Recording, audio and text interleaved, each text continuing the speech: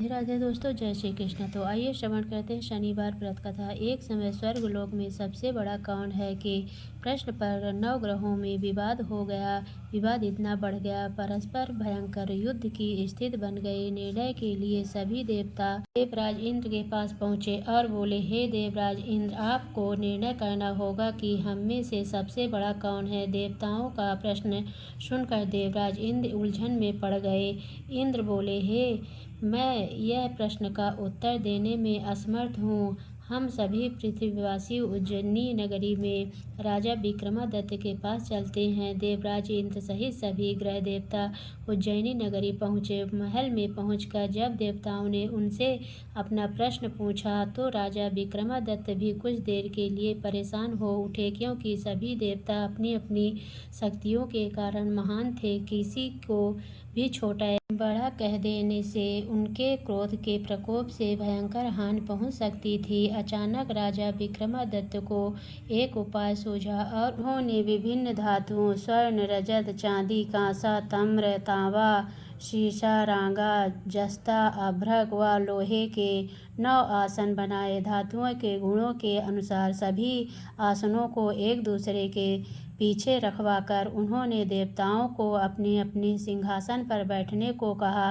देवताओं के बैठने के बाद राजा विक्रमादित्य ने कहा, आप का निर्णय तो स्वयं हो गया। जो सबसे पहले सिंहासन पर विराजमान है वही सबसे बड़ा है। राजा विक्रमादित्य के निर्णय को सुनकर शनि देवता ने सबसे पीछे आसन पर बैठने के कारण अपने को छोटा जानकर क्रोधित होकर कहा, राजा विक्रमादित्य, तुमने मुझे सबसे पीछे बैठा कर मेरा अपमान किया। तू मेरी शक्तियों को से परिचित नहीं है। मैं तुम्हारा सर्वनाश कर दूंगा। शनि ने कहा, सूर्य एक राशि पर 1 महीने, चंद्रमा 2.25 महीने, मंगल 1.5 महीने, बुध और शुक्र 1 महीने, बृहस्पति 13 महीने रहते हैं, लेकिन मैं किसी राशि पर 7.5 वर्ष 7.5 तक रहता हूँ। बड़े बड़े देवताओं को मैंने अपने प्रकोप से पीड़ित किया है। राम को 7.5 के कारण ही वन में जाकर रहना पड़ा और रावण को 7.5 के कारण ही युद्ध में मृत्यु का शिकार बनना पड़ा। राजा, अब तो भी मेरे प्रकोप से नहीं बच सकेगा। इसके बाद अन्य ग्रहों के देवता तो प्रसन्नता के साथ चले गए, परंतु शनि देव बड़े क्रोध के साथ वहां से विदा हुए। राजा विक्रमादित्य पहले ग्रह ही न्याय करते रहे। उनके राज्य में सभी स्त्री पुरुष बहुत आनंद से जीवन यापन कर रहे थे। कुछ दिन ऐसे ही बीत गए। इधर शनि देवता अपने अपमान को भूले नहीं थे।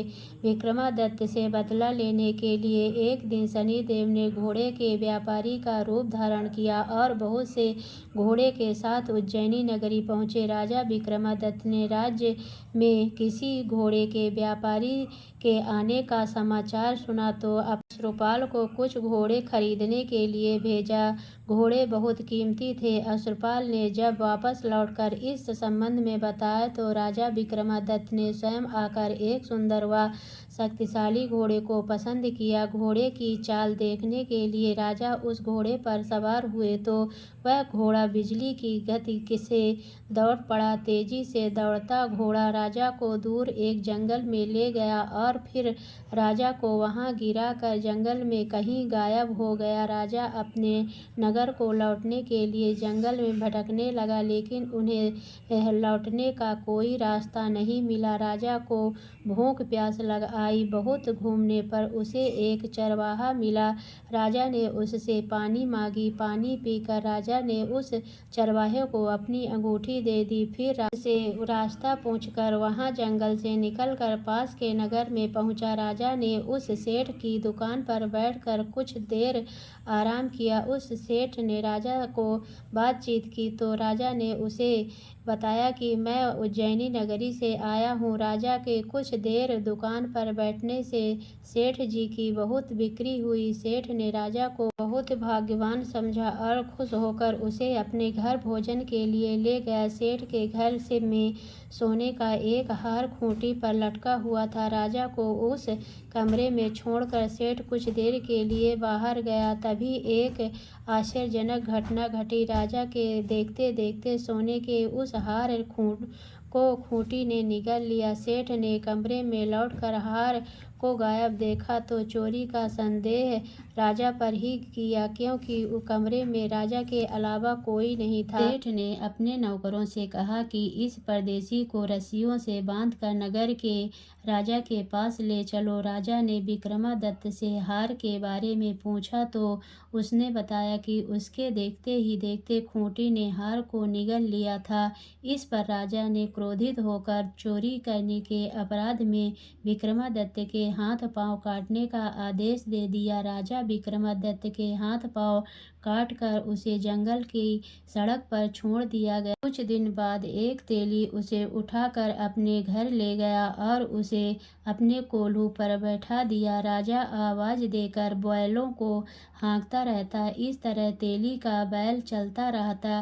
राजा को भोजन मिलता रहा। शनि के प्रकोप की 7.5 पूरी होने पर वर्षा ऋतु प्रारंभ हुई। राजा विक्रमादित्य एक रात मेघ मल्लाह गा रहा था, तभी नगर के राजा की लड़की राजकुमारी मोहिनी रथ पर सवार उस तेली के घर के पास से गुजरी। उसने मेघधार सुना तो उसे बहुत अच्छा लगा और दासी को भेजकर गाने वाले को बुला लाने को कहा। दासी ने लौटकर राजकुमारी को अपंग राजा के बारे में सब कुछ बता दिया। राजकुमारी उसके मेघमल्लाह के से बहुत मोहित हुई, अतः उसने सब कुछ जानकर भी अपंग राजा के साथ विवाह करने का निश्चय किया। राजकुमारी ने अपने माता पिता से जब यह बात कही तो वे हैरान रह गए। रानी मोहिनी को समझाया, बेटी तेरे भाग्य में तो किसी राजा की रानी होना लिखा है, फिर तू उस अपंग से विवाह करके अपने पांव पर कुल्हाड़ी क्यों मार रही है। राजकुमारी ने अपने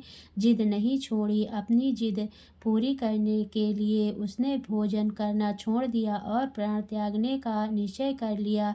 आखिर राजा रानी को विवश होकर अपंग विक्रमादित्य के साथ राजकुमारी का विवाह करना पड़ा। विवाह के बाद राजा विक्रमादित्य और राजकुमारी तेली के घर में रहने लगे। उसी रात स्वप्न में शनिदेव ने राजा से कहा, राजा तुमने मेरा प्रकोप देख लिया, मैंने तुम्हें अपने अपमान का दंड दिया है। राजा ने शनिदेव से क्षमा करने को कहा और प्रार्थना की, हे शनिदेव आपने जितना दुख मुझे दिया है अन्य किसी को न देना। शनिदेव ने कुछ सोचकर कहा, राजा मैं तुम्हारी प्रार्थना स्वीकार करता हूँ। जो कोई स्त्री पुरुष मेरी पूजा करेगा, शनिवार को व्रत करके मेरी व्रत कथा सुनेगा, उस पर मेरी अनुकंपा बनी रहेगी। प्रातःकाल राजा विक्रमादित्य की नींद खुली तो अपने हाथ पांव देखकर राजा को बहुत खुशी हुई। उसने मन ही मन शनिदेव को प्रणाम किया। राजकुमारी भी राजा के